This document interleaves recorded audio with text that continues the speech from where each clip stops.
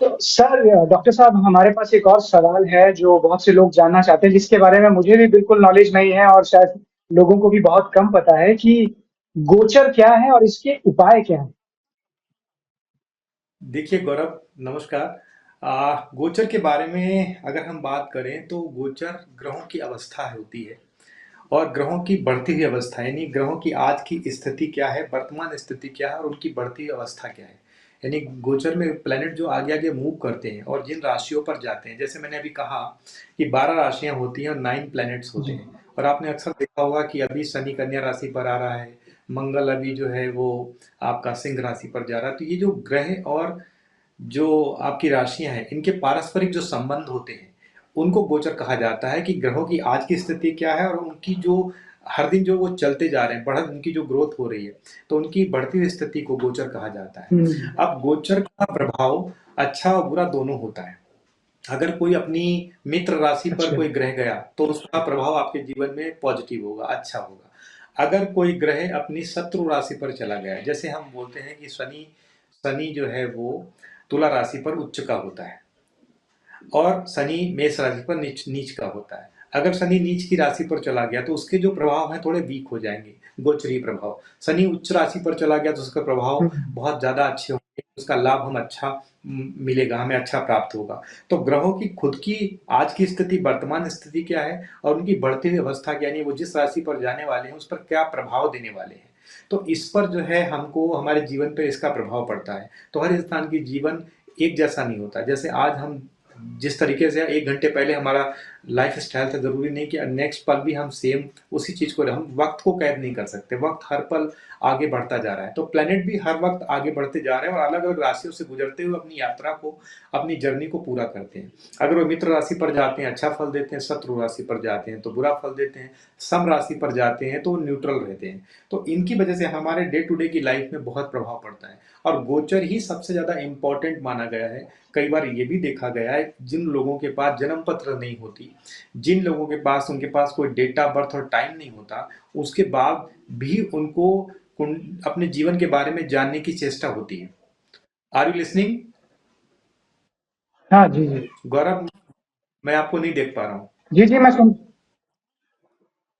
नहीं, आप बोलते रहिए सर, मैं सुन पा रहा हूँ। ओके ओके, हाँ ठीक है। मैं आपसे कह रहा था कि गोचर का प्रभाव हमारे संपूर्ण जीवन पे होता है, हमारी डे टू डे की लाइफ गोचर पर निर्धारित होती है। यहाँ तक कि कुछ लोगों के पास अपना जन्म तारीख समय नहीं होता, उन्हें भविष्य जानने की चेष्टा होती है। ऐसी स्थिति में जिस पल वो किसी एस्ट्रोलॉजर के पास जाते हैं, हम उस पल का गोचर लगाते हैं, उस पल की कुंडली बनाते हैं और उससे वो जितने बरस का हो चुका होता है, जैसे फॉर एग्जाम्पल कोई इंसान 40 वर्ष का है, उसके पास कोई भी डेट ऑफ बर्थ और टाइम और प्लेस नहीं है और वो कहता मुझे मेरे भविष्य के बारे में जानना है, तो मैं बोलता हूँ कि ठीक है, चलो कोई बात नहीं, आप बैठो। उस समय की अगर हम कुंडली बना करके और जितने वर्ष का वो हो गया, हम उतने पीछे चले जाएं, 40 साल पहले चले जाएं, तो उसके जीवन की हर छोटी छोटी घटना जो उसके जीवन में घटी है, वो सारी की सारी आप बता सकते हैं। अगर कोई अच्छा एस्ट्रोलॉजर है तो उसके जीवन की हर वो छोटी से छोटी घटना उस समय वर्तमान गोचर से उसके जितने वर्ष की अवस्था होगी उतने पीछे जाकर के उसके जीवन के हर पहलू को निकाल सकता है। तो गोचर सबसे इंपॉर्टेंट होता है, गोचर से ही हमारा भविष्य का निर्माण होता है और गोचर से डे टू डे की लाइफ में जो चेंजेस आते हैं अच्छे या बुरे, वो गोचर के कारण ही आते हैं। तो गोचर से बचने के लिए मेन यही है कि वर्तमान प्रभाव में गोचर अपनी मित्र राशि पर है तो उससे संबंधित उपाय आपको करने हैं, उससे संबंधित दान पुण्य आपको करने हैं, उससे संबंधित आपको रत्न धारण करना है या उससे संबंधित आपको पूजा पाठ करनी है या उपवास करना है। ओवरऑल ये है कि हम कैसे अपने जो हमारे राशि के देवता हैं, जो हमारे उसमें गोचर के देवता हैं, कैसे उस ग्रह को हम मना पाएं।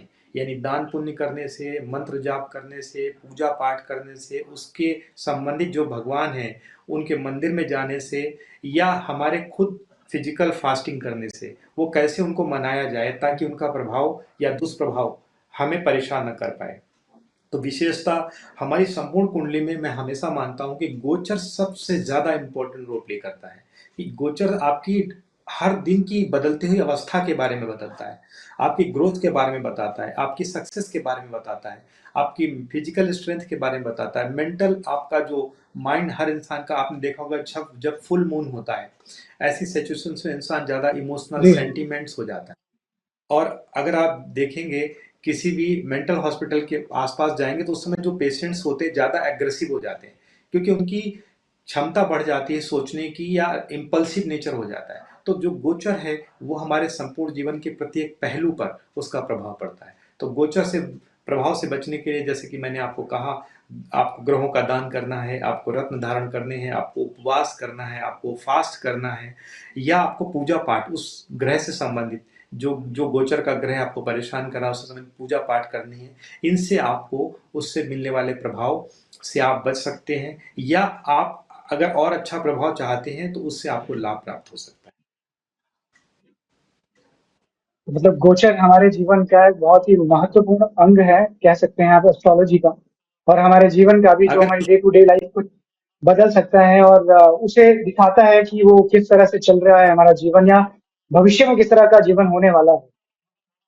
और इन सबसे दिलचस्प बात यह है कि अगर आपके पास आपकी कोई डिटेल्स नहीं है, आपके पास कोई डेट ऑफ बर्थ नहीं है, कितने लोग मेरे पास आते हैं, मेरे पास 40% पीपल आते हैं जिनके पास डेट ऑफ बर्थ और टाइम नहीं होता है। मैं गोचर की कुंडली से उनके संपूर्ण जीवन के बारे में बताता हूँ। और मेरा मानना है एक जन्म पत्र बनने से उसके 7 पुश्ते पीछे और आने वाले 7 पुश्तों के बारे में आपको बताया जा सकता है। यानी कि 7 जनरेशन बैक जा सकते हैं, 7 जनरेशन आप आगे जा सकते हैं। तो कुंडली में इतना बड़ा रहस्य छुपा हुआ है, और गोचर उसमें सबसे महत्वपूर्ण रोल प्ले करता है। जन्म के समय जो कुंडली बनती है वो तो आपके जन्म के समय उस अवस्था को बताती है, लेकिन आज आप किस अवस्था में होंगे, क्या आपके जीवन में ग्रोथ है, क्या सक्सेस है, वो आपको गोचर बताता है कि गोचर में आज उन ग्रहों की पोजीशन क्या है जो उस समय जन्म के दरमियान आपकी कुंडली में थी। इसीलिए हर इंसान का देखा जी होगा, जी। जो आज कल नहीं होगा, जो ये मंथ है वो अगला नेक्स्ट मंथ सेम मंथ नहीं होता, ईयर भी सेम नहीं होता। हर इंसान अपने हम्म। जीवन में हर दिन की नई ग्रोथ अचीव करता है।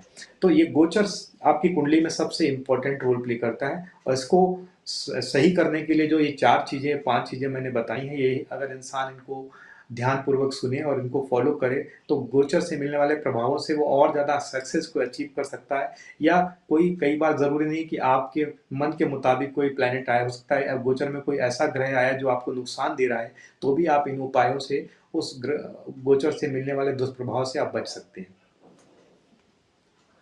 जी जी, बहुत अच्छे से आपने एक्सप्लेन की ये चीज। तो आशा करता हूँ कि लोगों को गोचर के बारे में समझ आया होगा, गोचर के उपायों के बारे में वो समझे होंगे। और बहुत बहुत धन्यवाद डॉक्टर साहब आपका, हमारे साथ इस तरह से अपनी नॉलेज शेयर करने के लिए, सारी बातें बताने के लिए। और ये सभी लोग अगर जीवन में अपनाएंगे तो शायद वो एक सुखी जीवन जी पाएंगे, बहुत ही अच्छा जीवन जी पाएंगे। इसी तरह से आप हमें हमारा मार्गदर्शन करते रहें आगे भी। उसके लिए बहुत बहुत धन्यवाद सर, हमारे साथ जुड़ने के लिए बहुत बहुत धन्यवाद आपका।